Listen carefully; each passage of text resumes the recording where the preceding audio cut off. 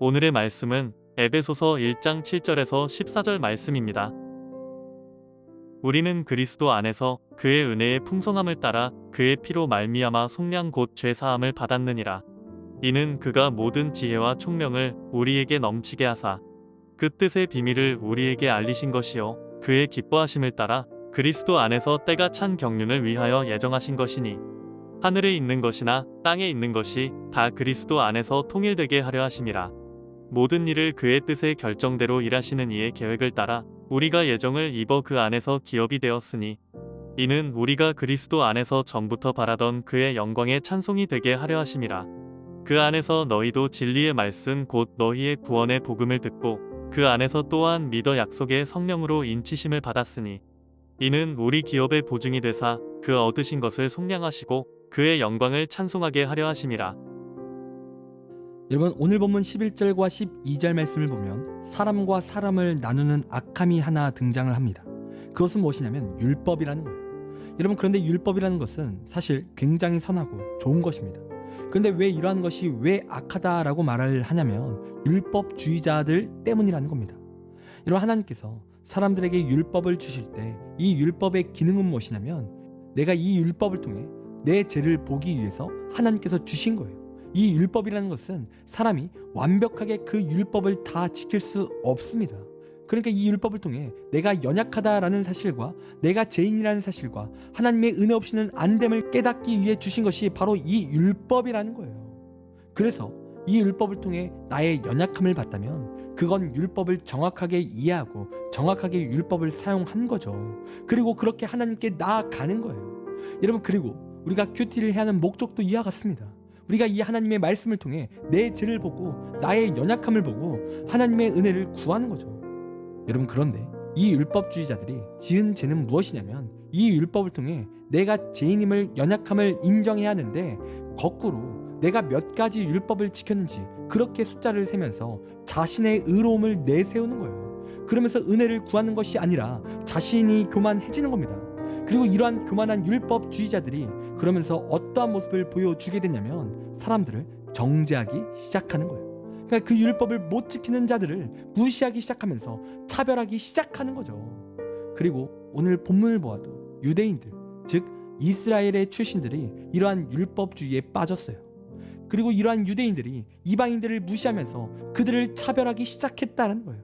그리고 그 차별에 가장 앞세웠던 것 중에 하나가 무엇이냐면 11절에 나오는 육체에 행한 할례인 거예요. 요즘 말로 말하면 포경수술을 가리키는 거죠.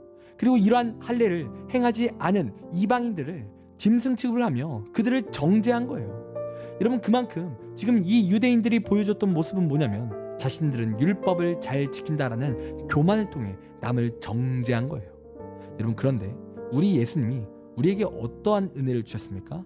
율법으로 우리를 구원하시는 것이 아니라 13절에 기록된 것처럼 그리스도의 피를 통해 우리를 구원하셨다라는 거죠. 율법이 아닌 그 십자가의 죽으심을 통해 우리를 구원하셨다는 거예요. 여러분, 이 사건은 하나님께서 값을 치르시고 우리를 사셨다라는 뜻입니다. 그리고 이러한 값을 치르고 사셨다라는 것은 여러분 신학에서 리뎀션이라고 하는데 여러분 이 리뎀션은 구속이라는 뜻입니다. 여러분, 사실 이 구속의 개념이 얼마나 자존심 상하는 개념인지 아십니까? 여러분, 여기서 구속이라는 단어는 사실 종교적인 단어가 아니에요. 이 구속이라는 단어는 시장 통해서 사용되는 단어입니다. 여러분, 그런데 왜 사도 바울이 구원을 표현하면서 종교적 단어가 아니라 시장에서 쓰는 단어를 왜 가져왔을까요? 여러분, 일반적으로 시장에 갈 때 여러분 누구나 사고 싶은 걸 살 때 그때는 구속이라는 단어를 사용하지 않아요. 어떤 때에 구속이라는 단어를 사용하게 되냐면 여러분, 예를 들어 이겁니다. 아무런 무가치가 없어 보이는 노예나 그런 동물들이 있어요. 그리고 사람들에게 팔리지 않는 거죠. 여러분, 그러면 어떤 일이 발생하겠습니까? 그 노예나 동물들이 식량이나 사료를 계속 먹기에 그 주인이 손해가 되겠죠.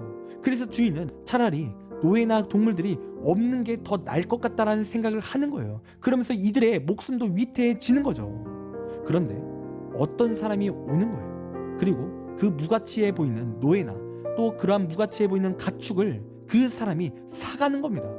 그리고 그것도 싸게 사는 게 아니에요. 제값을 치르고, 아니 더 큰 금액을 가지고 그 노예나 또 그 가축을 산다라는 거죠. 그러니까 이게 시장 통해서 말하는 구속의 개념이라는 겁니다. 근데 하나님께서 우리에게 이러한 구속의 개념을 통해 구원하셨다는 거죠. 그래서 13절 말씀에서 말하는 게 뭡니까? 그리스도가 핏값으로 우리를 사셨다는 거예요. 그리고 우리를 사실 때 우리가 값어치가 있고 아름다워서 사신 것이 아니라 볼품없는 저 노예처럼, 볼품없는 저 동물처럼 연약해 보이는 우리를 구속하셨다는 거예요.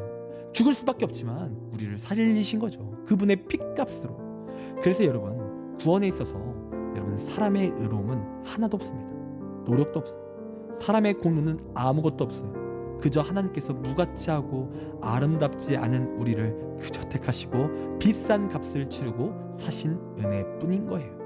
그런데 우리는 무가치한데 자꾸 율법주의자들은 자신의 의로움을 나타내는 거죠. 자신의 공로를 나타내는 거예요. 그러면서 지금 다른 사람을 정죄하고 손가락질을 하고 있다라는 겁니다. 그러니까 다 같이 연약하고 다 같이 은혜가 필요한 볼품 없는 자들인데 다른 사람을 정죄하고 있다라는 거예요. 여러분, 그래서 오늘 본문이 강조하는 것이 무엇입니까? 16절의 말씀을 보면 그리스도를 통해 하나가 되었다라는 거예요.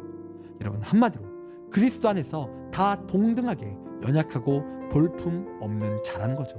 은혜가 필요해서 서로를 정죄하는 것이 아니라 하나가 될 수 있다라는 거예요. 그 은혜를 통해 하나님께서 유대인만 구원하시는 것도 아니고 이방인만 구원하신 것이 아니라 하나님께서 볼품없는 모든 자들을 다 사랑하시고 다 은혜로 구원하셨다라는 겁니다. 즉 우리가 진정으로 예수 그리스도를 바라보고 예수 안에 있다면 우리의 입술에서는 정죄가 나오지 않는다는 거예요. 누가 틀렸어, 누가 잘못되었어, 이러한 소리를 내어선 안 된다는 거죠. 왜요? 우리도 연약하기 때문에, 그리스도의 놀라운 그 십자가의 사랑이 필요하기 때문에 그래요.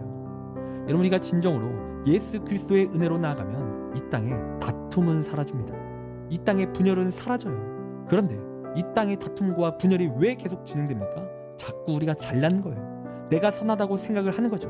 그러니까 남을 비판하게 되고 남을 깔보게 되는 거예요. 그리고 그러한 공동체에는 분열이 반드시 임하는 겁니다. 여러분, 이 시간 혹시 지금 누군가를 정죄하고 누군가를 미워하고 있습니까? 여러분, 이 시간 기억하시길 원합니다. 우리 모두가 볼품없고 연약한 자임을 기억하시길 원해요. 우리는 은혜가 필요한 죄인입니다. 이 시간 내가 누군가를 정죄했다면, 누군가를 미워했다면 이 시간 하나님 앞에 회개하시고 겸손하게 하나님의 은혜를 붙잡고 그리스도 안에서 서로 사랑하며 하나가 되기를 간절히 소원합니다. 기도하겠습니다. 하나님, 우리의 삶이 하나님을 통해서 하나가 되었음을 기억하기 원합니다. 하나님의 은혜로 우리가 구원받았고 구속받았음을 이 시간 기억하기 원합니다. 하나님, 그리하여 우리의 삶이 정죄가 아닌 날마다 사랑을 선포하며 서로 하나가 되기를 소망하며 나아갈 수 있는 우리의 삶이 될 수 있도록 인도하여 주시옵소서. 감사합니다. 사랑이 많으신 예수님의 이름으로 기도드립니다. 아멘. 시간 우리 함께 1분 동안 말씀을 생각하며 함께 기도하기 원합니다. 기도하겠습니다.